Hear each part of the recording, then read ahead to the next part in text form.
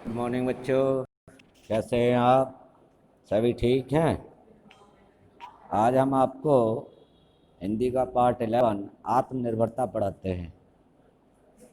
आप अपनी किताब का पेज नंबर 46 निकाल लीजिए। इसके आपके लेखक हैं रामचंद्र शुक्ल। प्रस्तुत निबंध में लेखक ने युवकों को स्वयं पर निर्भर रहने की प्रेरणा दी है। विद्वानों का यह कथन ठीक ही है कि नम्रता ही स्वतंत्रता की धात्री या माता है।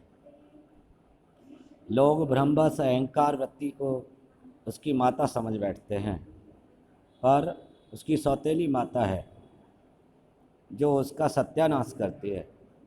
चाहे यह संबंध ठीक हो या न हो, पर इस बात को सब लोग मानते हैं कि आत्म संस्कार के लिए थोड़ी बहुत मानसिक स्वतंत्रता परम आवश्यक है। चाहे उस स्वतंत्रता में अभिमान और नम्रता दोनों का मेल हो, और चाहे वह नम्रता ही से उत्पन्न हो। यह बात तो निश्चित है कि जो मनुष्य मर्यादा पूर्वक जीवन व्यतीत करना चाहता है, उसके लिए वह गुण अनिवार्य है जिससे आत्मनिर्भरता आती है और जिससे अपने पैरों के बल खड़ा होना आता है। युवा को यह सदा स्मरण रखना चाहिए कि उसकी आकांक्षाएं उसकी योग्यता से कहीं बड़ी हुई हैं। उसे इस बात का ध्यान रखना चाहिए कि वह अपने बड़ों का सम्मान करे, छोटों और बराबर वालों से कोमलता से का व्यवहार करे। ये बातें आत्ममर्यादा के लिए आवश्यक हैं। यह सारा संसार, जो कुछ हम हैं और जो कुछ हमारा है, हमारा शरीर, हमारी आत्मा, हमारे कर्म, हमारे भोग, हमारे घर की और बाहर की दशा, हमारे बहुत से अवगुण और थोड़े गुण, सब इसी बात की आवश्यकता प्रकट करते हैं कि हमें अपनी आत्मा को नम्र रखना चाहिए। नम्रता से मेरा अभिप्राय दब्बूपन से नहीं है, जिसके कारण मनुष्य दूसरों का मोहताजता है और जिससे उसका संकल्प क्षीण और उसकी प्रज्ञा मंद हो जाती है, जिसके कारण आगे बढ़ने के समय भी वह पीछे रहता है और अवसर पड़ने पर वह चटपट किसी बात का निर्णय नहीं कर सकता। मनुष्य का बेड़ा अपने ही हाथ में है।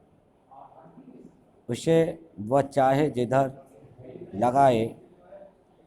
सच्ची आत्मा वही है जो प्रत्येक दशा में, प्रत्येक स्थिति के बीच अपनी राह आप निकालती है। वह तुम्हें क्या करना चाहिए, इसका ठीक ठीक उत्तर तुम्ही को देना होगा, दूसरा कोई नहीं दे सकता। कैसा भी विश्वास पात्र मित्र हो, तुम्हारे इस काम को वह अपने ऊपर नहीं ले सकता। हम अनुभव की बात को आदर के साथ सुने, बुद्धिमानी की सलाह को कृतज्ञतापूर्वक माने, पर इस बात को निश्चय समझकर ही हमारे कामों से ही हमारी रक्षा और हमारा पतन होगा। हमें अपने विचार और निर्णय का स्वतंत्रता को दृढ़तापूर्वक बनाए रखना चाहिए। जिस पुरुष की दृष्टि सदा नीची रहती है, उसका सिर कभी ऊपर नहीं होगा। नीची दृष्टि रखने से यद्यपि रास्ते पर रखेंगे, पर इस बात को न देखेंगे कि यह रास्ता कहाँ ले जाता है। चित्त की स्वतंत्रता का मतलब चेष्टा की कठोरता या प्रकृति की उग्रता नहीं है। अपने व्यवहार में कोमल रहो और अपने उद्देश्यों को उच्च रखो। इस प्रकार नम्र और उच्चायस दोनों बनो। अपने मन को कभी मरा हुआ न रखो। इतना ही जो मनुष्य अपना लक्ष्य ऊपर रखता है, उतना ही उसका तीर ऊपर जाता है। संसार में ऐसे ऐसे दृढ़चित्त मनुष्य हो गए हैं जिन्होंने मरते दम तक सत्य की टेक नहीं छोड़ी। अपनी आत्मा के विरुद्ध कोई काम नहीं किया। राजा हरिश्चंद्र के ऊपर इतनी इतनी विपत्ति ने अपना सत्य नहीं छोड़ा। उनकी प्रतिक्रिया यही रही कि चंद्र टरे सूरज टरे टरे जगत व्यवहार, पैदरण श्री हरिश्चंद्र को टरे न सत्य विचार। महाराणा प्रताप जंगल जंगल मारे मारे फिरते थे। अपनी स्त्री और बच्चों को भूख से भी तड़पते देखते थे, परंतु उन्होंने उन लोगों की बात नहीं मानी जिन्होंने उन्हें अधीनतापूर्वक जीते रहने की सम्मति दी, क्योंकि वे जानते थे कि अपनी मर्यादा की चिंता जितनी अपने को हो सकती है उतनी दूसरों को नहीं। एक बार एक रोमन राजनीतिज्ञ बलवाइयों के हाथ में पड़ गया। बलवाइयों ने उससे व्यंग्यपूर्वक पूछा, अब तेरा किला कहाँ है? उसने हृदय पर हाथ रखकर उत्तर दिया, यहाँ। ज्ञान के जिज्ञासुओं के लिए यही बड़ी भारी गढ़ है। मैं निश्चयपूर्वक कहता हूँ कि जो युवा पुरुष सब बातों में दूसरों का सहारा चाहते हैं, जो सदा एक एक करके नया अगुआ ढूंढा करते हैं और उनके अनुयायी बना करते हैं, वे आत्म संस्कार के कार्य में उन्नति नहीं करते। उन्हें स्वयं विचार करना, अपनी सहमति आप स्थिर करना, दूसरों की उचित बातों का मूल समझना भी उनका अंधभक्त न होना सीखना चाहिए। तुलसीदास जी को लीक में जो इतनी सर्वप्रियता और कीर्ति प्राप्त हुई, उनका दीर्घ जीवन जो इतना महत्वमय और शांतिमय रहा, सब इसी मानसिक स्वतंत्रता, निर्द्वंदता और आत्मनिर्भरता के कारण।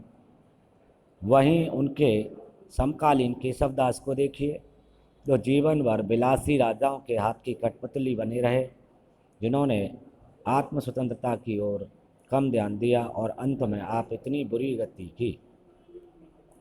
एक इतिहासकार कहता है, प्रत्येक मनुष्य का भाग उसके हाथ में है। प्रत्येक मनुष्य अपना जीवन निर्वाह श्रेष्ठ रीति से कर सकता है। यही मैंने किया है और यदि अवसर मिले तो यही करूं। ऐसे चाहे स्वतंत्रता कहो, चाहे आत्मनिर्भरता कहो, चाहे स्वावलंबन कहो, जो कुछ कहो, यह वही भाव है जिससे मनुष्य और दास में भेद जान पड़ता है।